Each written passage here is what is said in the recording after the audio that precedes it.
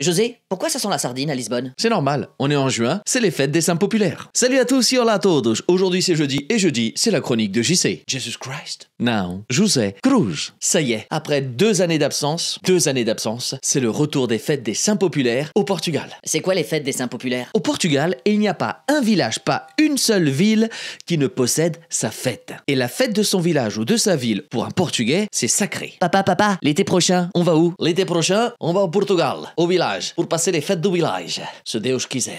Et chaque ville, chaque village a son saint protecteur que l'on célèbre pendant ces fêtes. Et au Portugal, il y a 3 saints principaux. Saint Antonio, Saint João, São Pedro. Et la ville qui fait la fête la première, et qui marque quelque part le lancement de cette saison des fêtes populaires, un peu comme le championnat de football, c'est la ville de Lisbonne, qui, les 12 et 13 juin, célèbre son saint protecteur, Saint Antonio. Vous aussi, dites-moi de quelle ville ou village vous venez, quel est votre saint protecteur et quelle est la date de vos fêtes. Et c'est qui ce saint patron de Lisbonne que l'on fête les 12 et 13 juin? Le saint patron de Lisbonne, c'est le prêtre franciscain Saint Antonio, alias Saint Antoine, né à Lisbonne en 1195 et mort à Padoue le 13 juin 1231. Il est très souvent représenté dans son habit de moine, tenant le petit Jésus et une Bible. José au moine. Et le 13 juin, jour de sa mort, c'est le jour de Saint Antonio. Et à Lisbonne, c'est un jour férié municipal. Et les 12 et 13 juin, à Lisbonne, c'est les fêtes de Saint Antonio. Il y a les marches populaires, alias le défilé sur l'avenue de la Liberdade de tous les quartiers de la ville. Il y a aussi les bailaricos, alias les bals populaires de quartier. Il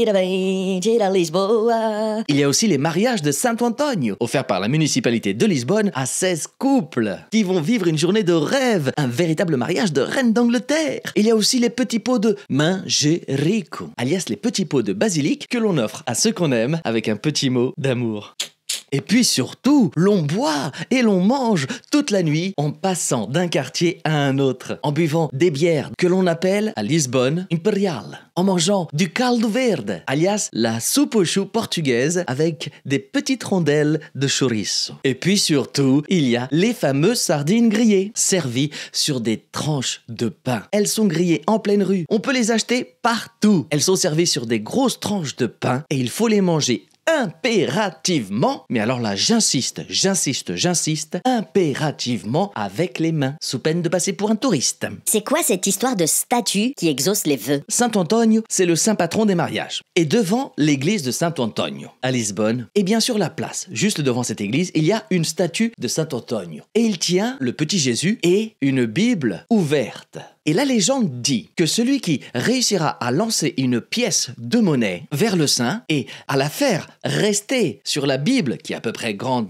comme ça, et elle se trouve à peu près à 3-4 mètres de hauteur, eh bien la légende dit que celui qui arrivera à faire tenir la pièce sur la Bible, se mariera. Et la légende raconte également que le nombre de tentatives pour réussir cet exploit représente le nombre d'années qu'il faudra attendre pour que se réalise le mariage. Et ça marche? En 2019, je l'ai fait. Et...